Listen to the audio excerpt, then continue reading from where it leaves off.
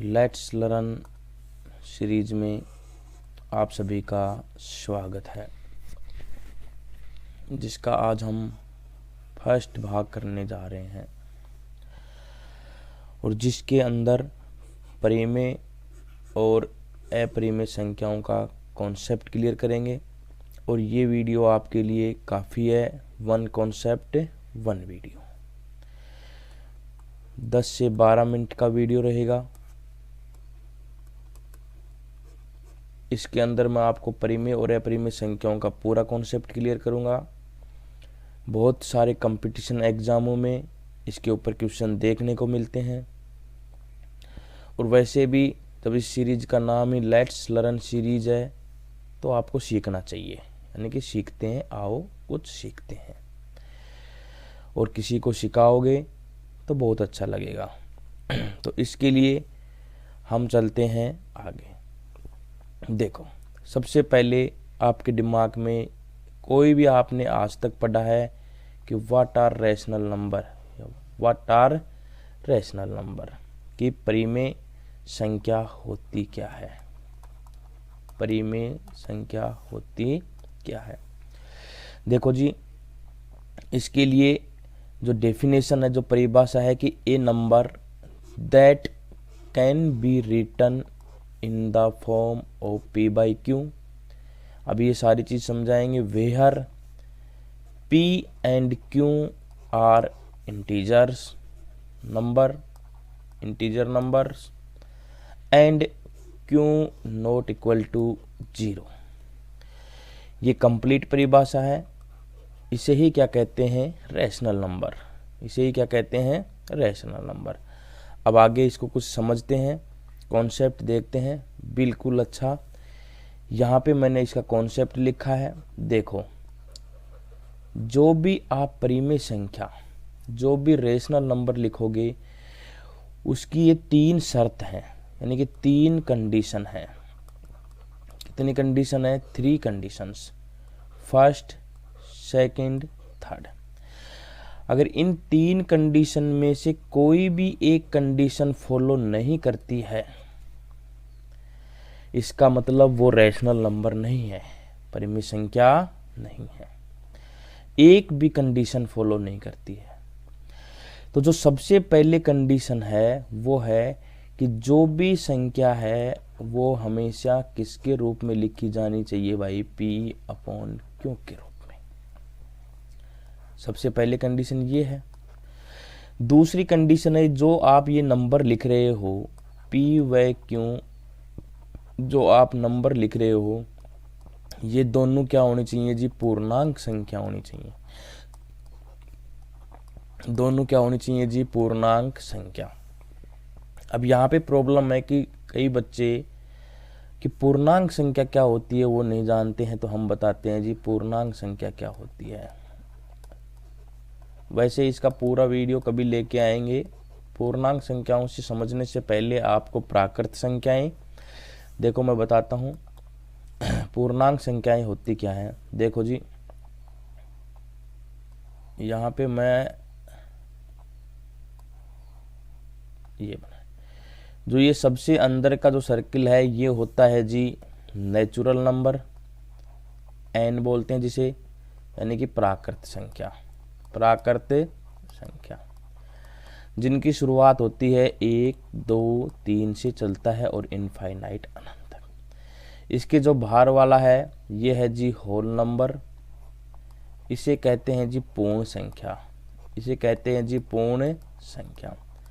देखते जाना, इनकी शुरुआत होती है 0, 1, 2, 3, ये चलता है जी अनंत तक। और जो ये अंतिम का सर्कल है ये है जी इंटीजर नंबर, यानी कि पूर्णांक संख्या।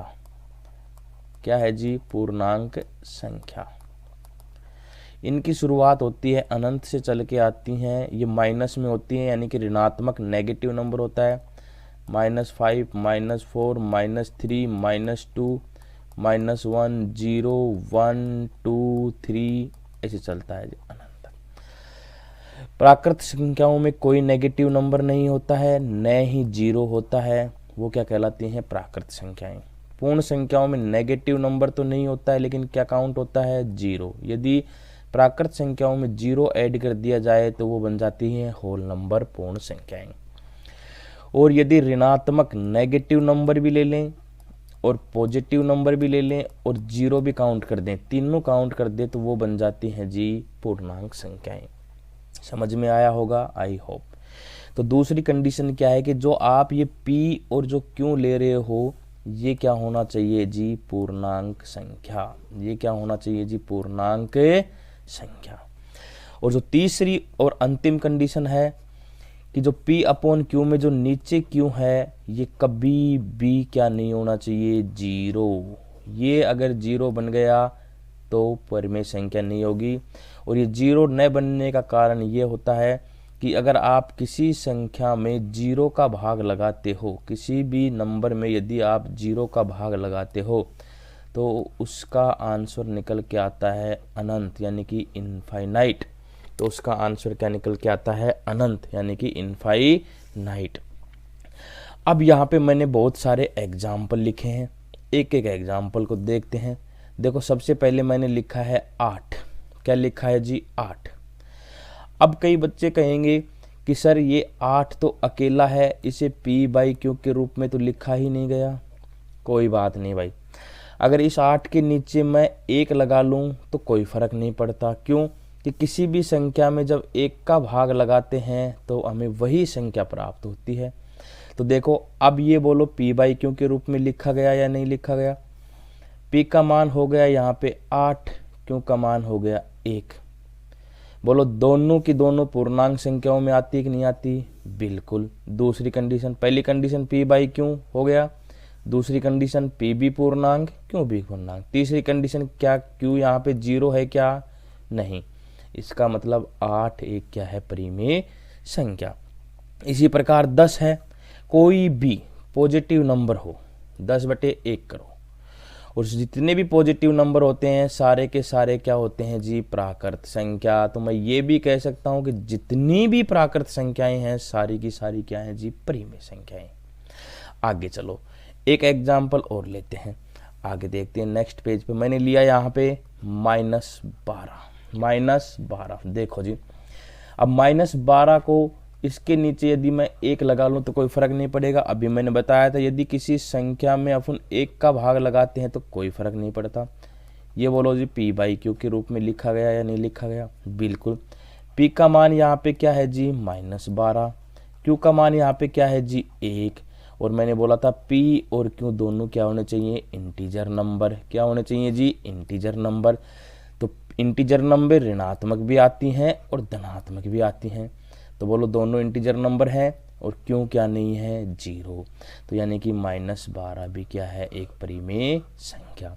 कोई भी माइनस ऋणात्मक नेगेटिव नंबर होता है जी, वो भी क्या होता है, एक परिमेय संख्या। अगला देखो जी, ये -133 ऐसे ही है। कई बच्चों के कन्फ्यूज हो जाता है कि सर जीरो को देख लेते हैं जी। देखो, जीरो भी एक परिमेय संख्या है। कैसे, देखो ये रहा जीरो, और अगर जीरो में अपन 1 का भाग लगाएं, मैंने बोला किसी भी संख्या में यदि 1 का भाग लगाते हैं तो वही संख्या प्राप्त होता है, P/Q। P के बराबर क्या आ गया जी, 0। Q के बराबर क्या आ गया जी, 1। देखो जी, P ये भी इंटीजर नंबर 0 बताया था, ऋणात्मक भी हो पॉजिटिव भी, और 0 क्या कहलाते हैं, इंटीजर नंबर। और Q का मान 1, ये भी इंटीजर नंबर। क्यों 0 नहीं है, तीनों कंडीशन फॉलो हो रही हैं। तो 0 भी एक क्या है जी, परिमेय संख्या। नोट कर लेना, कभी भी परीक्षा में आ सकता है। इसके बाद में देखो जी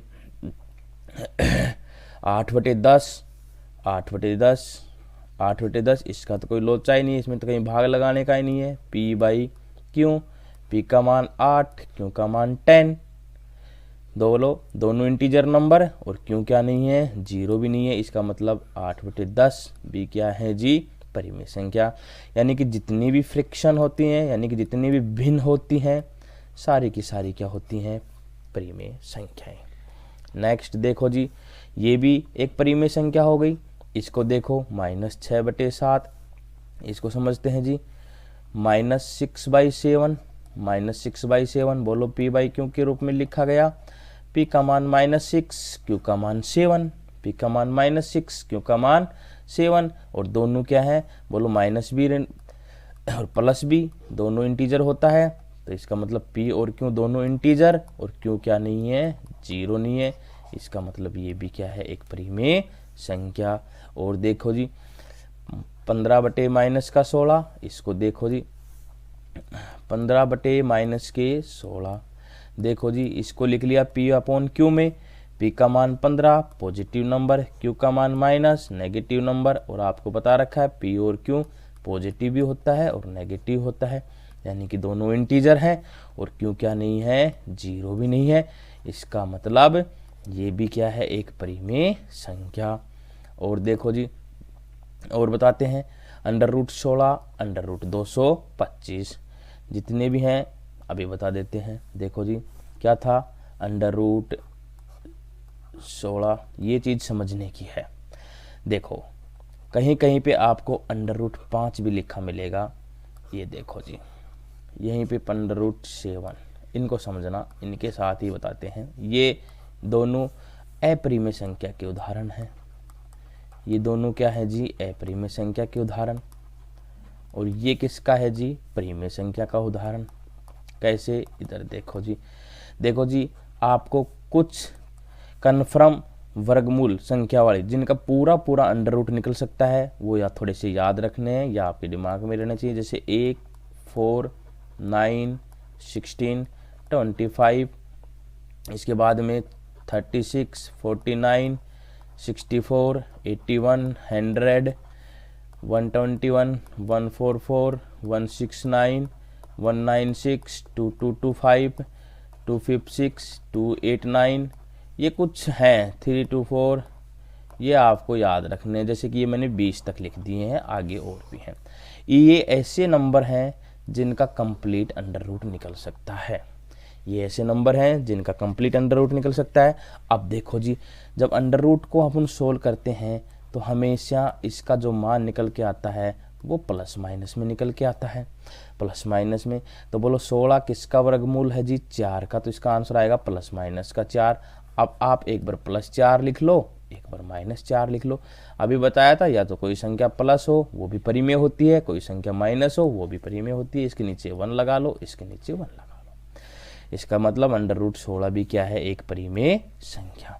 अब √5 का एक पूर्ण वर्गमूल नहीं निकलता है, और अपरिमेय संख्याओं की परिभाषा ये होती है भाई जिन्हें हम p/q के रूप में कभी नहीं लिख सकते, जिन्हें p/q के रूप में नहीं लिखा जाए वही क्या कहलाती हैं, अपरिमेय संख्याएं, वही कहलाती हैं इरेशनल नंबर, वही कहलाती हैं इरेशनल नंबर।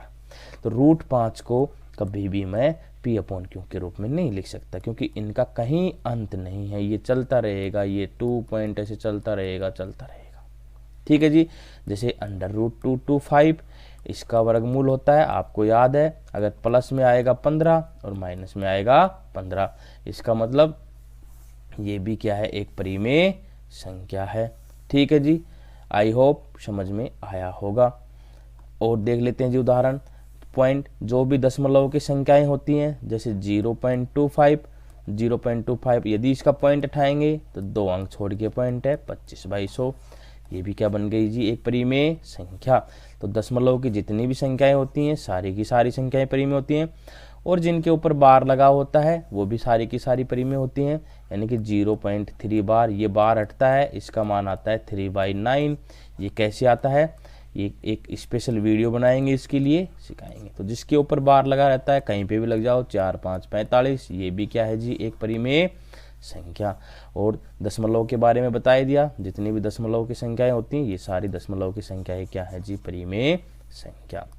बाकी अपरिमेय संख्याएं क्या होती हैं, अपरिमेय संख्याएं होती हैं, देखो जी अपरिमेय संख्या होती हैं जिन्हें p/q के रूप में नहीं लिखा जाए, जिनका पूरा पूरा क्या नहीं निकले, वर्गमूल, यानी कि जैसे √5, √7, √11, ये सारी की सारी क्या है जी, अपरिमेय संख्याएं। और जिनका कोई अंत नहीं हो जैसे 0.345131 ऐसे डॉट डॉट डॉट आगे डॉट डॉट लग जाए, ये इनका मतलब है ये संख्याएं कहाँ तक चल रही हैं, अनंत तक चल रही हैं। तो ये एक ऐसी संख्याएं होती हैं जी अपरिमेय संख्या। आगे ये बात समझ में आई होप आया होगा। एक अंत में एक सवाल और मैं बता देता हूँ। एक पाई होता है, ये भी क्या है जी एक अपरिमेय संख्या। पाई क्या है जी एक अपरिमेय संख्या। लेकिन यहीं पे मैं आपका डाउट क्लियर कर देता हूँ। देखो जी, देखो पाई का मान होता है 22/7। अगर अलग से कहीं पे भी आपसे क्वेश्चन में कहीं पे पूछ दे कि 22/7 एक है, 22/7 एक है, अब देखो अभी आप इसको परिमेय बोलोगे। क्यों? क्योंकि 22/7 किसके बराबर है, P/Q। अभी वो आपको ये नहीं कह रहा है कि ये पाई का मान है या कुछ है, वो अकेला यही पूछ रहा है कि 22/7 क्या है। तो 22/7 एक अपरिमेय परिमेय संख्या है, परिमेय रेशनल नंबर। क्यों? ये भी पूर्ण प्राकृत संख्या, ये भी प्राकृत संख्या। इसी प्रकार यदि अकेला 3.14 लिख दे तो ये भी क्या है जी एक परिमेय संख्या। वो कहीं नहीं कह रहा है कि ये पाई का मान है। अगर इसको लिखना होता तो ऐसे लिखता फिर डॉट डॉट डॉट, तब ये क्या बन जाती अपरिमेय। लेकिन उसने लिख के इतना छोड़ दिया 3.14। जब इसका पॉइंट उठाओगे तो 3/100 और बोलो ये P/Q के रूप में लिखा गया। तो आई होप वीडियो समझ में आया होगा।